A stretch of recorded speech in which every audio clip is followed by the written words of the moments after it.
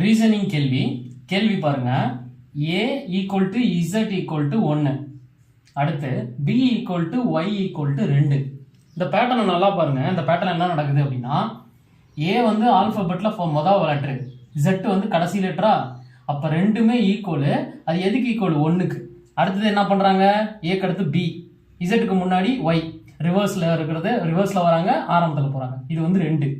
அதுக்கப்புறம் c equal to x, இதுக்கு முன்னாடி வருமா, ஈக்குவல் டு 3. ஸோ இந்த பேட்டர்ன் நல்லா பார்த்துக்கிட்டோமா? கீழ்கண்டவற்றில் எது தவறானது அப்படின்னு கேட்குறாங்க. 4 ஆப்ஷன் இருக்கு, இதுல எது தப்பு அப்படிங்கிறத கண்டுபிடிக்கணும். சரிங்களா? இப்போ இந்த பேட்டர்னை வந்து நான் என்ன பண்ணியிருக்கேன், இங்க வாங்க. இந்த பேட்டர்ன் வந்து நான் அப்படியே எழுதியிருக்கேன். ஏல இருந்து எம் வரையும் எழுதிக்கலாம். ஏன்னா ஆல்பபெட் மொத்தம் வந்து 26 லெட்டரா, ஆல்பபெட்டிக் மொத்தம் 26 லெட்டர். அப்ப இதை வந்து நம்ம 13 பிரிச்சா நம்ம வந்து இந்த பேட்டர்ல வந்துடும்.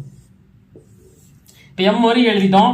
திருப்பி எம் வரையும் எழுதிட்டு NOPQRSTUVWXYZ இப்படி போடணும். அப்போ வந்து நமக்கு 1ல இருந்து 13 ஈக்குவல் ஆயிரும். அதுதான் அந்த பேட்டர்ன். சரிங்களா? இப்ப முதல் கேள்வி என்ன, m equal to n. m வந்து இங்க நம்ம எழுதிட்டோம். m வந்து எத்தனாவது, 13ஆவதா இருக்கு. mனா 13, n 13 தான். சோ இது ஈக்குவல். ஆப்ஷன் ஏ சரிதான். சரியா? எது தவறானதாங்கிறத கேள்வி.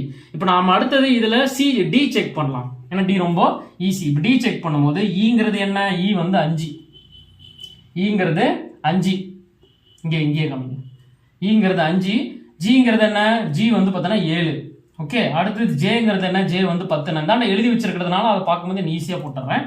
இப்ப என்பவை பகா எண்கள் அப்படின்னு சொல்லியிருக்காங்க. 5 7 பகா எண்களா, ஆனா 10 வந்து பகு எண்கள், பகா எண்கள் கிடையாது. சோ இதுதான் தவறானது. கேள்வி என்ன, இதனில் எது தவறானது அப்படிங்கும் போது டி தான் வந்து தவறானது. அப்ப இதுதான் ரைட் ஆன்சர். ஓகே, ஆன்சர் வந்து டி.